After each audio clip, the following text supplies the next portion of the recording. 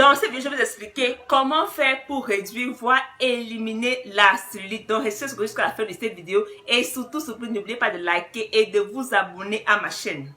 Comment est-ce que la cellulite se forme? Comme vous pouvez voir sur cette illustration, il y a la peau et ensuite vers le milieu, il y a le fascia suivi par la couche graisseuse et enfin le muscle. Ce qui se passe, c'est que le fascia, qui est normalement une membrane de fibres serrées les unes contre les autres, se desserre. Et maintenant, la couche graisseuse en dessous, qui a pris du volume à cause d'une prise de poids, remonte maintenant vers la surface. C'est pour ça que vous allez voir maintenant la peau d'orange qui fait tokolo, tokolo, tokolo, tokolo, comme ça.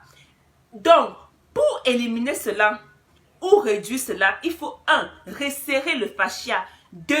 Réduire le volume des cellules graisseuses, c'est-à-dire maigrir. Et ensuite, développer le muscle qui est en dessous. Parce que lorsque le muscle est atrophié ou bien après la ménopause, le muscle est tout mou, ça favorise la production de la cellulite. Donc, premier point, c'est comment réduire les cellules graisseuses. Vous savez très bien que la perte de poids est liée à une hormone qu'on appelle insuline. En présence d'insuline, on prend beaucoup plus de poids ou bien on ne perd même pas du poids. Donc, il faut à tout prix diminuer le taux de production d'insuline dans notre corps. En faisant comment? En pratiquant le jeûne intermittent, en réduisant la consommation de sucre et de sucre caché, en réduisant la consommation d'alcool. Je cite ces points-là, mes nombreuses vidéos, donc vous pouvez aller les regarder pour avoir beaucoup plus d'informations sur le sujet. Donc oui, lorsque vous allez diminuer votre taux d'insuline, vous allez par cela diminuer le volume des cellules graisseuses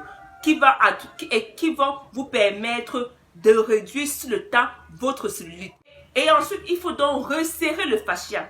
Pour resserrer le fascia, il faut stimuler la production de l'hormone de croissance. Comment est-ce qu'on stimule la production de cette hormone-là? C'est simple. Il faut d'abord, 1, pratiquer le jeûne intermittent.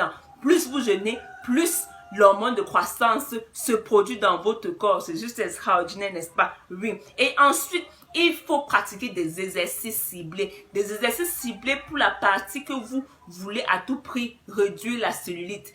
Ça fonctionne. Il y a des tas d'exercices. Vous pouvez consulter votre coach ou vérifier en ligne des exercices qui impliquent un peu de résistance pour solliciter le muscle. Et ensuite, maintenant, il vous faut développer un peu votre muscle. Vous pouvez pratiquer du sport et surtout, ayez une bonne alimentation. Une alimentation riche en bonnes graisses, c'est-à-dire les œufs, c'est-à-dire l'avocat, c'est-à-dire les olives noires. Peu importe où vous vous trouvez actuellement, peu importe votre localisation, recherchez les bonnes graisses dans les aliments et alimentez-vous avec cela. Et ça va beaucoup vous aider dans ce processus-là. Donc, pour rester tout ce que j'ai partagé dans cette vidéo, il faut 1. Réduire les cellules graisseuses. 2. Resserrer le fascia. 3. Développer le muscle en dessous, surtout après la ménopause. Si vous réussissez tout cela, vous allez voir qu'avec le temps, vous allez réussir. Et quand je dis avec le temps, ce n'est pas 1-2 semaines. Non, non, non, non. Ça va vous prendre du temps, voire même 1 an. Mais il y a quand même de l'évolution. Vous pouvez prendre des photos avant et des photos après pour pouvoir constater l'évolution sur le temps. Ne vous frustrez pas et ne lâchez surtout pas.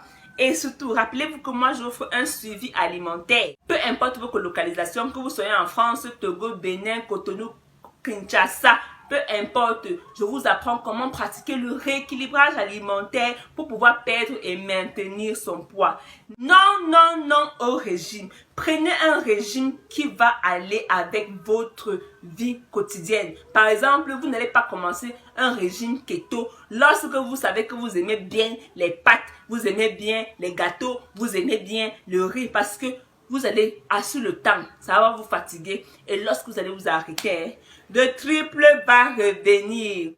C'est pour cela qu'on joue dans un cycle de perte-reprise, perte-reprise. Habituez-vous à avoir une nouvelle routine alimentaire qui va pouvoir perdurer sur le temps pour que vous ayez un résultat et un résultat que vous allez pouvoir maintenir. Si vous êtes intéressé par mes services, tous mes contacts sont dans les liens de description. Il vous suffit de cliquer dessus pour entrer en communication directe avec moi. Je vous souhaite de passer une très belle journée et surtout, n'oubliez pas de liker et de vous abonner à ma page pour plusieurs astuces que je partage régulièrement sur cette chaîne. Bonne journée et beaucoup de succès dans vos différentes entreprises.